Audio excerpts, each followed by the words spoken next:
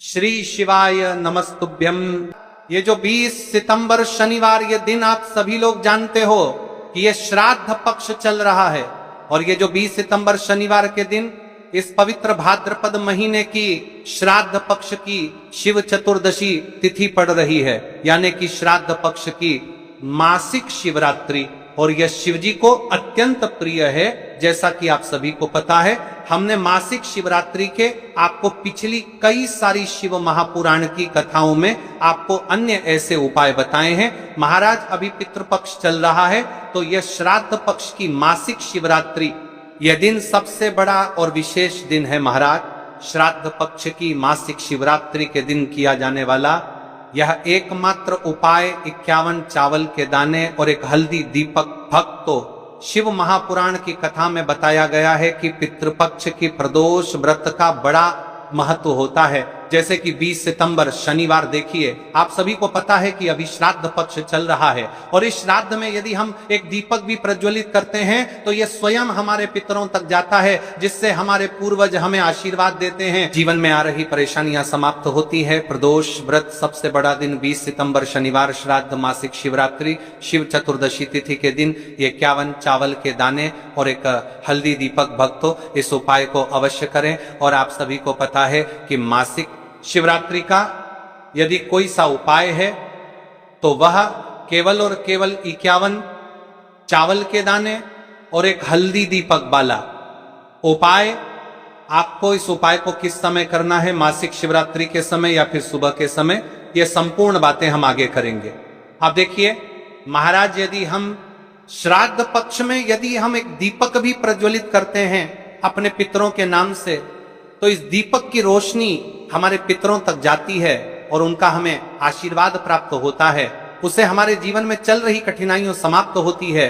जैसे कि पितृ दोष, काल सर्प दोष, वास्तु दोष, उसी प्रकार से हमें 51 चावल के दाने और एक हल्दी दीपक उपाय को करना है 20 सितंबर शनिवार और पितृपक्ष की मासिक शिवरात्रि।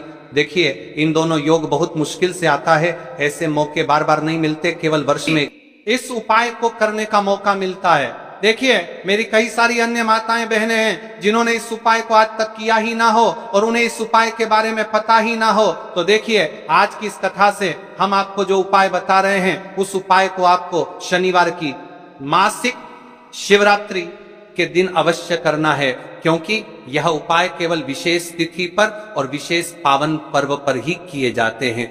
और देखिए यदि इस उपाय को आपका घर का कोई एक व्यक्ति भी कर लेता है तो महाराज जी पूरे घर परिवार में चल रही समस्या साथ में समाप्त होती है। इस उपाय को करने का तो फल हमें मिलता ही है, लेकिन यदि किसी विशेष तिथि पर किया जाए तो उसका भी हमें फल प्राप्त होता है। जैसे कि श्राद्ध की मासिक शिवरात्रि, और यह महीना मां दुर्गा को समर्पित है। देखिए महाराज जी, हमने हमारी पिछली बार की कई सारी शिव महापुराण की कथाओं में आपको इस उपाय को अच्छे तरीके से बताया भी है और समझाया भी है, लेकिन आज एक बार फिर से हम आपको इस उपाय को समझाएंगे, क्योंकि 20 सितंबर शनिवार का दिन सबसे बड़ा और विशेष दिन है। देखिए यदि आपने इस 51 चावल के दाने और एक प्रतिष्ठान है हल्दी दीपक वाले उपाय को कर लिया तो आपको इस उपाय का वह फल मिलेगा जिसकी आपने कभी कल्पना भी ना करी होगी। देखिए महाराज जी, जो मनोकामना बड़े बड़े पूजा पाठ से पूर्ण नहीं होती, वह केवल इस श्राद्ध पक्ष में मासिक शिवरात्रि के दिन 51 चावल के दाने और एक हल्दी दीपक उपाय को करने से पूर्ण हो जाती है। देखिए मेरी कई सारी माताएं बहनें हैं जिन्हें पता भी नहीं है कि उनके जीवन में जो समस्या चल रही है उसका कारण क्या है, यानी कि मुख्य कारण क्या है, किस वजह से ये समस्याएं, मतलब भाई जीवन में जो अटकने आती हैं, जिनका कारण अक्सर हमें पता ही नहीं चलता। वे कई बार पितृशक्ति या घर की अनुचित ऊर्जा के कारण होती हैं। देखिए श्राद्ध पक्ष वह काल है जब हमारे पूर्वजों की स्मृति का प्रभाव सबसे अनुभवी होता है। और यदि इस समय शिवरात्रि पड़ जाए, मासिक शिवरात्रि को महाराज सबसे विशेष दिन है, इस पावन पर्व पर मासिक शिवरात्रि पड़ रही है, तो यदि आप ये उपाय मासिक शिवरात्रि वाले दिन करते हैं तो इसका 100 गुना बढ़ जाता है। देखिए महाराज 51 चावल के दाने और एक हल्दी दीपक जो शुद्धता और रक्षा का प्रतीक है, प्रदोष व्रत की घड़ी में यह उपाय करके एक दीपक जलाकर हम अपने घर के नकारात्मक बंधनों को तोड़ने, पूर्वजों की शांति प्राप्त करने और जीवन में अच्छे अवसर पुनः सक्रिय करने का आग्रह करते हैं। इसलिए आपसे निवेदन कर रहे हैं 51 चावल के दाने और एक हल्दी दीपक उपाय को अवश्य करें। देखिए महाराज जी, हम आपको आगे चलकर संपूर्ण बातें बताने की वाले हैं कि इस उपाय को आपको किस प्रकार करना है, सामग्री कहां से लेनी है, किस समय करना है, कैसे करना है। ठीक है, तो आपको इस कथा के अंतिम तक बने रहना है। देखिए, हम राशि से जुड़ा भाग्य भी बता रहे हैं और भाग्य में चल रही परेशानियों को भी बता रहे हैं। तो यदि आप अपनी राशि से जुड़ा भाग्य जानना चाहते हैं तो अपना नाम और अपनी राशि कमेंट बॉक्स में अवश्य लिखें। अगली वीडियो में हम आपको आपकी राशि से जुड़ा भाग्य बताएंगे। अब बात कर लेते हैं उपाय के बारे में। तो देखिए महाराज जी, इस 51 चावल के दाने और एक हल्दी दीपक वाला उपाय है। तो आपको कल इस श्रद्धा पक्ष की मासिक शिवरात्रि पर इस उपाय को अवश्य करना है। देखिए, बात कर लेते हैं हम उपाय के बारे में। इस उपाय को कौन कौन व्यक्ति कर सकता है, मतलब कि आपके घर का कौन कौन व्यक्ति कर सकता है। तो 12 मतलब करतर, मतलब इस उपाय के बारे में दमतर के घर का कौन कौन व्यक्ति कर सकता है, 12 उपाय के बारे में कर सकता है। 12 सदस्य इस उपाय को कर सकता है। मेरी कई सारी अन्य माता बहनें रहती हैं जो अपने स्वयं के लिए, अपने स्वयं के जीवन में चल रही परेशानियों को समाप्त करने के लिए उपाय यदि करना चाहती है तो वह अवश्य कर सकती है। महाराज और मेरी कई माताएं बहनें अपने परिवार वालों के लिए, अपने सदस्यों के लिए उपाय करना चाहते हैं तो वह भी कर सकती है। ध्यान रहे, 51 चावल के दाने और एक हल्दी दीपक। तो उपाय की ओर आगे बढ़ने से पहले हम जान लेते हैं, कल जिन माताएं के बहनों ने कमेंट किया था अपनी राशि से जुड़ा भाग्य जानने के लिए, वे लोग जान लो। आज अपनी राशि से जुड़ा भाग्य, कल की 2 विशेष राशि लिए देखिए। सबसे पहली राशि है वृषभ राशि। इस दिन के मासिक शिवरात्रि से वृषभ जातकों को धन, समृद्धि और पारिवारिक सुख की प्राप्ति होगी। रुके हुए कार्यों में सफलता मिलने की संभावना है। दूसरी राशि तुला राशि। तुला राशि वालों के लिए यह दिन शुभ रहेगा। आर्थिक लाभ, दाम्पत्य जीवन में सुख और सौभाग्य की वृद्धि होगी। साथ ही मान सम्मान और कार्य क्षेत्र में प्रगति की संभावनाएं भी बनेंगी। अब चलिए, अब तो हम उपाय की ओर चलते हैं। ध्यान से सुनिए संपूर्ण बातें। देखिए, 51 चावल के दाने और एक हल्दी के दीपक के उपाय के बारे में। तो देखिए, महाराज की वीडियो को आपको अंतिम तक देखना है और हम आपको आगे संपूर्ण बातें बताने वाले हैं कि आपको चावल के दाने कहां से लेना है, उपाय को किस प्रकार करना है, शिव मंदिर में किस समय करना है, कैसे करना है, घर आकर के क्या करना है, शिव को क्या बोलकर आना है। ठीक है, तो वीडियो को बीच बीच में से स्किप ना करें। 51 अखंड चावल के दाने और हल्दी का दीपक तो भोलेनाथ की कृपा से मनोवांछित फल प्राप्त होता है। आज मैं खास कर आपको हर छोटे छोटे चरण को विस्तार से समझाऊंगा। कई सारी माता बहनें उपाय को बहुत जल्दी करती है और फिर कहती है शिव हमसे प्रसन्न नहीं होते। सबसे पहले मन को शांत कर लो। सुबह हो तो नित्य स्नान करके स्वच्छ वस्त्र पहन लो। यदि प्रदोष काल में करती है, किस्सा करती है, जो बार बार समझाने रहे हो तो भी साफ सुथरे कपड़े पहनो। मन में सच्ची श्रद्धा और विश्वास हो, यही सबसे बड़ा साधन है। आत्मा में अहंकार या जलन न रखो। उपाय केवल शिव मंदिर में किया जाना अनिवार्य है, घर में नहीं, मंदिर में ही करना है। 51 अखंड चावल के दाने, एक एक दाना पूरा फटा हुआ ना हो। बाजार का ले सकते हो या घर की रसोई के दाने भी चलेगा। हल्दी का दीपक, जो कि गेहूं के आटे से दीपक बनाएं और उसमें हल्दी पीसी अच्छी मात्रा में मिलाएं। नमक बिल्कुल न डालना है।